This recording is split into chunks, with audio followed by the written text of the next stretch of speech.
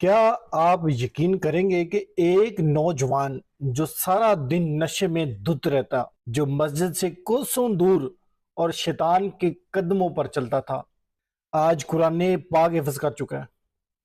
جی ہاں، یہ وہی نوجوان ہے جسے محلے والے چرسی کہہ کر پکارتے تھے، جس کے والدین نے بھی ہاتھ اٹھا دیے تھے، لیکن ایک لمحہ، ایک انسان، ایک لفظ اس کی پوری زندگی بدل گیا۔ ایسی کہانیاں ہم نے فلموں میں دیکھی ہیں، جیسے اڑتا پنجاب، ہائی وے یا مکہ باز، مگر یہ کہانی فلم نہیں، اصل حقیقت ہے۔ ویڈیو کو آخر تک ضرور دیکھیں، کیونکہ آخر میں ہم آپ سے ایسا سوال کریں گے جو شاید آپ کے دل کے اندر تک اثر کر جائے۔ یہ کہانی ہے علی رضا کی۔ کراچی کی ایک گلی میں پلنے والا وہ نوجوان جو روز نشہ کرتا، گالم گلوچ کرتا اور رات بھر سڑکوں پر گھومتا تھا۔ والدین پریشان، محلہ نفرت سے دیکھتا، اور مسجد کے مولوی صاحب تو دروازہ ہی بند کر دیتے تھے جب وہ آتا۔ علی کہتا ہے کہ میں نے سب کچھ آزما لیا تھا، لیکن سکون کہیں نہیں تھا۔ اب آتا ہے وہ واقعہ، ایسا واقعہ جس نے سب کچھ بدل کے رکھ دیا۔ ایک دن نشے میں دھت زمین پر گرا پڑا تھا۔ ایک چھوٹے بچے نے قریب آ کر کہا، بھائی، اللہ آپ کو معاف کر دے، آپ جیسے اگر ہوں گے تو بڑے ہو کر ہم کیا بنیں گے؟ بس وہ جملہ جیسے دل میں بجلی بن کے گرا۔ وہ بچہ وہاں سے چلا گیا، لیکن اس کی بات روح میں چھا گئی۔ وہ رات علی نے پہلا کام یہ کیا، نشے کی تھیلی کو آگ لگا دی۔ اگلی صبح وہ سیدھا مسجد گیا، مولوی صاحب کے قدموں پہ بیٹھا اور کہا، مجھے قرآن سیکھنا ہے، مجھے اللہ سے دوستی کرنی ہے۔